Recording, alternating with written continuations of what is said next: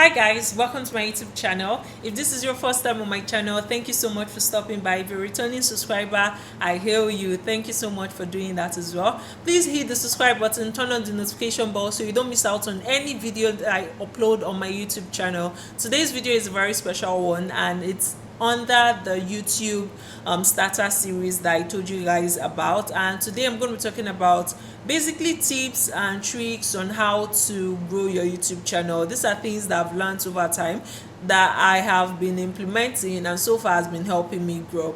So I'm just going to delve into the video right away, but if you haven't seen the series, I'm going to link a playlist down below so you can familiarize yourself with the series as we go on. It's going to be a massive, like when I tell you it's going to be a bomb series, you don't want to miss out. Like, I'm sure by the time you do everything I'm going to be talking about in all the videos in this series, your channel will never remain the same. Take it from me. Without any further ado, let's go straight into today's video.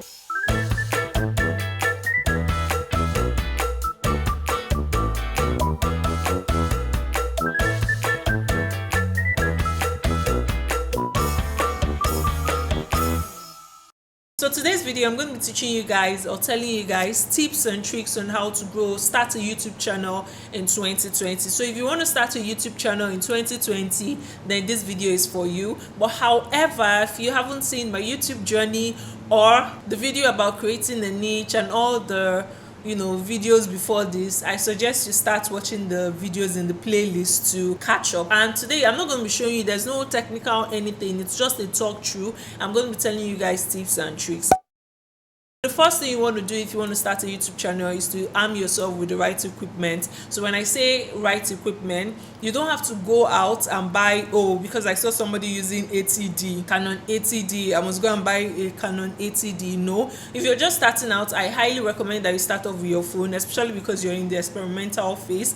You don't know if you're going to still be doing YouTube in 2-3 years, because trust me, it can be a bit tiring being on YouTube, especially if the growth is slow. So you want to be absolutely sure that you're in it for a long time before committing to buying expensive equipment. So I would suggest starting with your phone, and yeah, I use an iPhone X, but if you have any iPhone starting from I think 5S has like a good camera quality, but it's not as nice as 7 Plus. But anyone that has plus, those ones are usually good. I highly recommend if you're starting YouTube solely for, if you're getting a phone solely for YouTube, I would suggest an iPhone X or XL. But X has been doing fantastic for me, and the reason why I say so is because it has 4K, so you can shoot your video in 4K if you want. So let me show you. And basically you're going to need a tripod, so get yourself a good tripod, and I'll suggest getting a very strong one because your phone is fragile, and also because just in case in the future you decide to upgrade to proper camera, you don't need to buy another tripod. So get a tripod, and if you don't have a tripod, this is a small one that I use for vlogging. When I didn't have my tripod, I would usually get a high, this bast chairs, I'll put it here and then put this on top of the chair and film with it. But yeah, so just get a tripod, not as short as this one that stretches out, so you don't have to place several things or several boxes under it for it to level up to your face. But if you have a table, I'm sure you can do that. Like, I have a table in front of me, so all I literally have to do is just put this, but even at that it's still a little bit low, so I'm going to need to put like 2 boxes on top for it to level up to my eyes. So, and one thing I would also recommend is if you're shooting with your phone, please always shoot with the back camera. Back camera shoots like it has a better quality compared to your front camera. I'm going to show you that in a bit. So for example, this is what my front camera is looking like. Hi guys, welcome to my YouTube channel. If this is your first time on my channel, thank you so much for stopping by. I'll see you guys in a bit. Hi guys, welcome to my YouTube channel. This is your first time on my channel, thank you so much for stopping by. I'll see you guys in another. And you can see from the video that the back camera has a lot more detail compared to the front camera. One very important thing that I forgot to do before shooting this, so you might notice that both videos were a little bit white, that's dirt. So before you film anything, always make sure to use a clean piece of cloth to clean your lens. Even if you're using a camera, the camera has a cleaning kit, so always clean your lens before using it. So clean the back lens properly so that the video is like very very sharp. So let me do that again. So this is how it's gonna look, but one thing I would also suggest doing is you tap on your face, and so with this you can lock the focus so that when you move around nothing moves. So but I want to reduce the brightness because it's a little bit too bright. And yeah, so this is how it looks like now.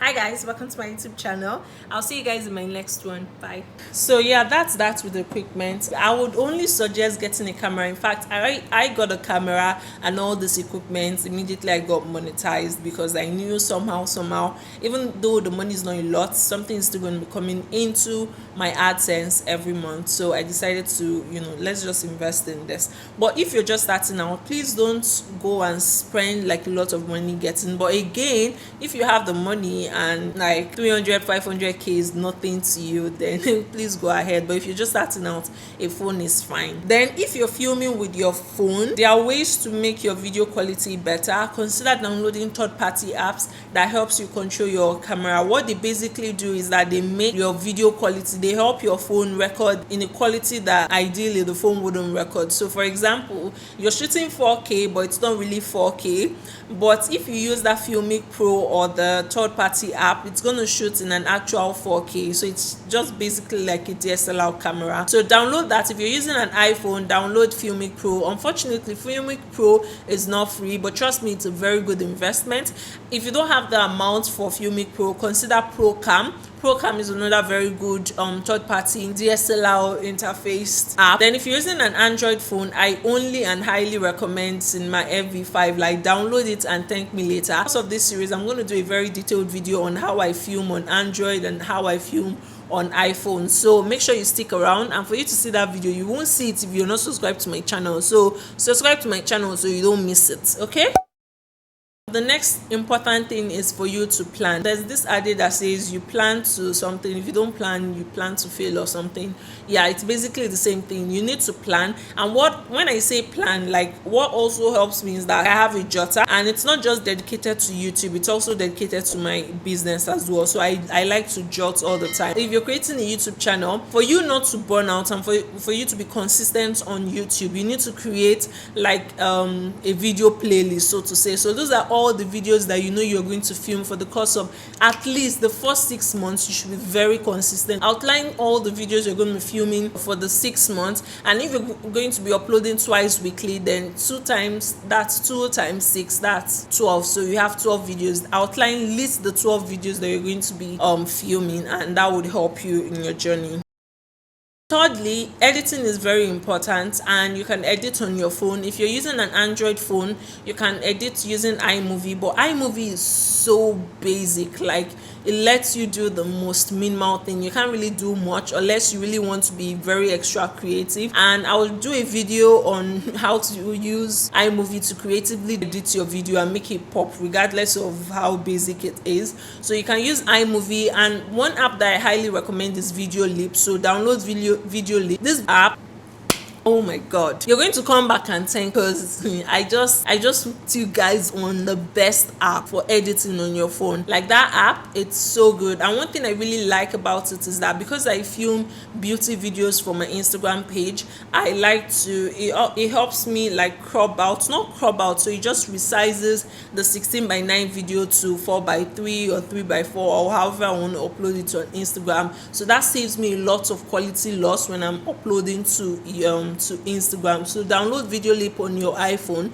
and if you're using an Android phone, download Power Director. It's Cyberlink Power Director. It's a very good soft. But those of you using InShot, it reduces video quality like crazy. I've used it like twice, and I have nothing good to say about it. So when you keep saying your video quality is dropping, also think about the editing software that you're using. And if you are in Nigeria, I know that getting data is very, very hard. So I suggest like editing and doing all that work during the day, and then if you can, I'm just saying, but if you have the money, no need to do this. But me, I know how it is. I know it's very hard. So what I do is I would subscribe for data Airtel, and they would usually give me like night bonus. So I'll set my alarm 1 a.m. I'm up. I would upload my video, but I'll put it on private, so that when I wake up in the morning, I'll just put my description, tags, and upload it finally, and my thumbnail as well. That's basically what I would suggest for editing.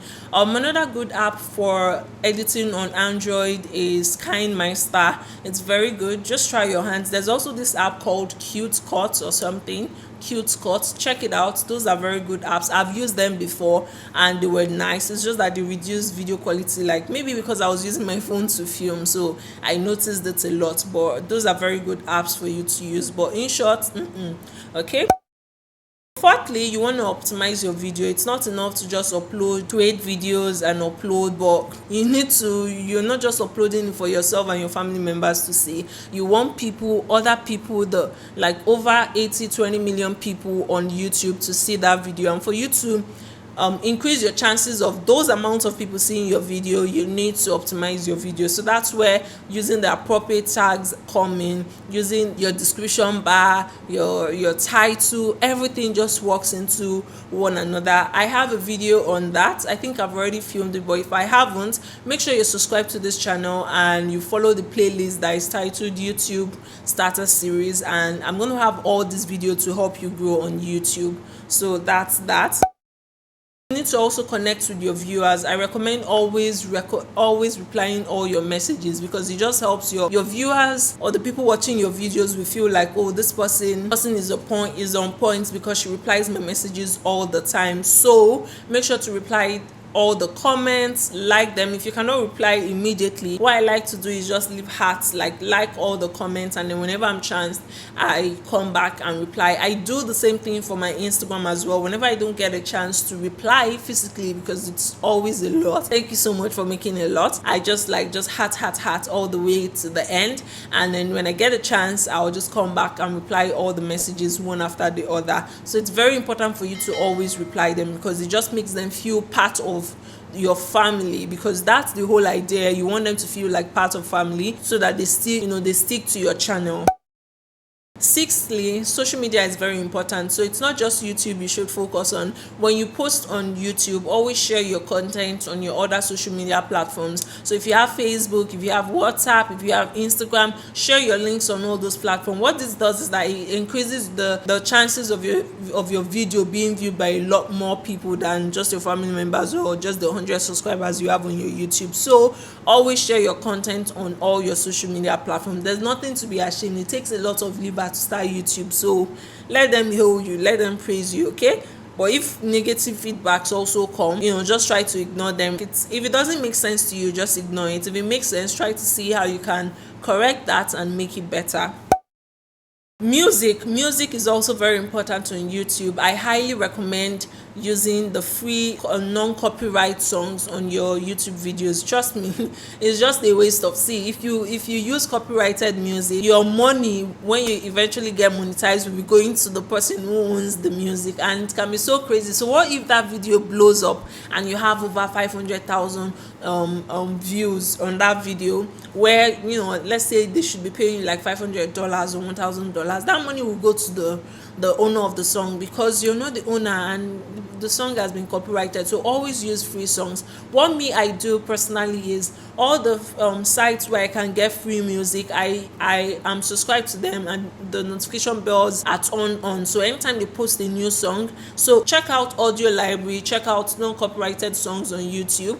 They are both on YouTube, so I'm subscribed to their channel, and the notification bells are turned on. So whenever they upload a new song to their channel, I listen to everything, and then if there's anyone that tickles my fancy, I immediately download it and save it in my folder called vlog soundtracks or YouTube soundtracks. So it's very important for you to be that organized. While we're still on the issue of music, there are some websites where you can sign up, link your YouTube account to, and then use their free song. I find that really stressful. For example, Thematic. So you sign up and connect it to your YouTube account, and you're able to use any of the songs there. However, you need to always give credit. So anytime I'm uploading, I'm always in a hurry, so most times I don't remember that, and if you don't do that, your video is going to be copyrighted. So I wouldn't suggest doing that. Just use the free songs. Go to Audio Library on YouTube. They now have songs that make sense, so it's not as boring as it used to be before. You can actually get songs that make sense. Then thumbnail is also very important. Before, I used to, like, I didn't care much about thumbnail, but thumbnail is super powerful. Like, you can see a thumbnail and it will just draw you into the video. Like, it tells you what you're gonna see in the video, it describes it and wants you to, it's gonna make you click the video to watch it. So if your thumbnail is not hitting that spot, then you're not gonna get the view that you need on that particular video. So always make sure that your thumbnail is on point. One app that I used to do my thumbnail, it's a long process, but as I said, this series is going to be a very detailed one. So I'm going to be showing you guys how I make my thumbnails using Fonto and also on the system. But just top line, if you want to edit your thumbnail on your system, you can go to canva.com. I highly recommend. But if I'm doing it on my phone, what I like to do is I take a screenshot of the part of the video that I want to use as my thumbnail, and if I have taken like proper thumbnail picture, I just go through it and see the ones that I like and favorite the ones that I like on my phone and share them with my sister, my family guys, and then tell them, okay, if you saw this kind of which of the pictures do you think is appropriate for this kind of video, and then whatever they choose, if it aligns with what I actually wanted to do, I'll take it to PixArt and then create the border, fit it to 16:9, and then create the border, which is the brown border that I now use across all my thumbnails. And once I do that, I take it out again, export it into my phone and upload it onto Fonto, where I now put the actual text and emojis on my thumbnail. So those two apps are very important if you're working on your phone, Fonto and PixArt. Ninthly, consistency is very important. You can't be uploading once in a blue moon or whenever God touches your heart. No, you're not going to grow fast that way. So you need to schedule your videos. If you're going to be posting once every week, let it be consistent. So every Tuesday I must upload. And when you set that target, it just kind of like makes you want to work, and it makes you like more productive. But if you just, I'm going to upload whenever I feel like, then you might not really get that traction that you really want. It's not going to help your productivity at all. But once you set a time, in fact, once you even put it on your channel at new uploads every Tuesdays and Saturdays, people are going to be looking forward to it, and then people are looking forward to seeing the video on Tuesday and Saturday. You're going to wake up, you're going to stand up from your bed and go and film something to upload Tuesdays and Thursdays. So make sure to upload consistently. 10thly is for you to make your YouTube analytics your friend. And the reason why I say this is that you won't know how well any of your videos are doing if you don't consult your YouTube analytics. And it is so very detailed that it tells you what kind of videos are doing well on your channel, what videos have like the highest watch time, highest views, highest subscriber added, and all those things are things that you should put into consideration when deciding your next video on YouTube. So it's very important for you to familiarize yourself with your YouTube analytics, because it guides you and tells you what kind of content you should be posting on your YouTube channel for more traction. Finally, always aim to improve. With all this, while it's not like some people start and they are perfect, but don't feel bad if you're just starting out and you're not feeling it. There's still time to grow. I started like that. I started with literally nothing, and then as time went on, I improved, got new equipment and whatnot, and so far I'll say that I'm doing well. So don't bother yourself too much about improving. You're going to improve, no doubt, but just take it one step at a time. Don't pressure yourself, don't put a lot of burden on yourself. Just free your mind and be open to improvement and criticism. That's basically all the tips that I wanted to share. Trust me, if you do all this and follow all the tips and tricks that I'm going to be sharing in the rest of the videos for this series, your channel is going to. I hope you guys enjoyed it. If you did, leave me a thumbs up, like this video, share with your friends, and finally subscribe if you haven't subscribed. Leave a comment down below telling me what tip you've been doing before and if it has been helping you so far. And yeah, I'll chat with you guys in the comment section. Okay, see you guys. See you.